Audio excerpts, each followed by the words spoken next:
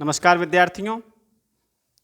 शांति शिक्षा और सतत विकास के ऑनलाइन लेक्चर सेशन में मैं योगेंद्र अपने चतुर्थ सेमेस्टर के विद्यार्थियों का हृदय से स्वागत करता हूं। विद्यार्थियों, अभी तक हम शांति शिक्षा में तनाव प्रबंधन जैसे प्रकरण को लेकर चल रहे थे, जिनमें हमने तनाव क्या है, तनाव के प्रकार कितने हैं, तनाव से कैसे बचा जाए, इस तरह के मनोवैज्ञानिक और शैक्षिक सुझावों पर नज़र डाली थी। उसी संदर्भ में हमने अष्टांग योग पर भी 2 सेशन में चर्चा कर ली। आज हम एकदम नए तरह का प्रकरण लेकर आपके साथ उपस्थित हैं, जिसका नाम मानवाधिकार और लोकतंत्र है। विद्यार्थियों, सबसे पहले हम थोड़ी सी चर्चा लोकतंत्र पर करेंगे। लोकतंत्र एक ऐसी व्यवस्था, यहां मैं ये मुख्य रूप से रखना चाहूंगा कि लोकतंत्र मात्र राजनीतिक व्यवस्था नहीं है, यह सामाजिक, पारिवारिक,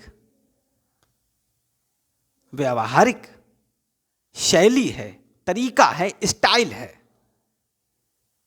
तो हम जब लोकतंत्र की बात करें तब हम देखते हैं कि एक ऐसी व्यवस्था जिसमें व्यक्ति से व्यक्ति को सम्मान प्राप्त होता है, यानी हर कोई एक दूसरे का सम्मान करे, उसकी गरिमा का ख्याल करे, मेलजोल, भाईचारा, न्याय के साथ जीवन निर्वहन के सिद्धांतों को माना जाए। इस तरह की व्यवस्था, जब इस तरह के सिद्धांतों से कोई व्यवस्था चलती है तब हम उसे लोकतांत्रिक मान सकते हैं, कह सकते हैं कि यह सही अर्थों में लोकतंत्र है।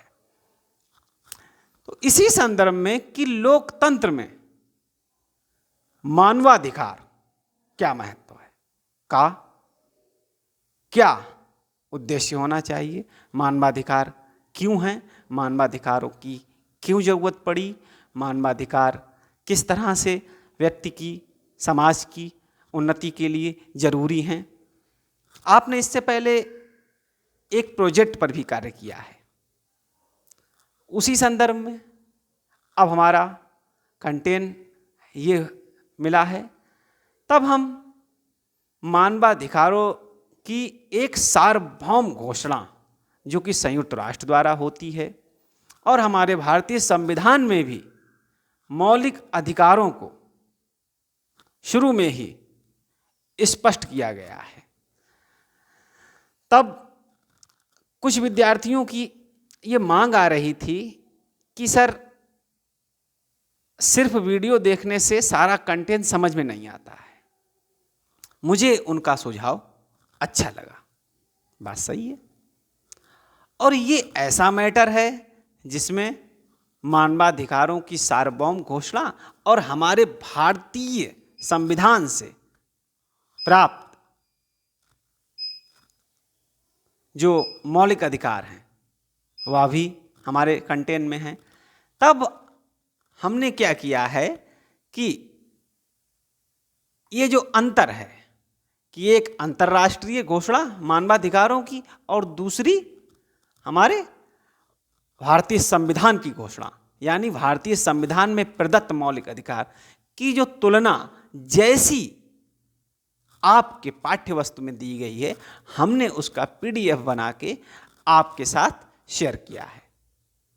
जब आप वीडियो सुनेंगे तब समझ जाएंगे कि आपको या नोट्स बनाना है या समझना है, तब पीडीएफ आपको अति मदद करेगी कि मानवाधिकार किस पक्ष पर क्या कह रहे हैं, अंतर्राष्ट्रीय घोषणा में किस अनुच्छेद में हैं, हमारे भारतीय संविधान में किस अनुच्छेद पर हैं, ये भी आपका क्लियर हो जाएगा और बहुत ज़्यादा समय आपको वीडियो को भी नहीं देना पड़ेगा।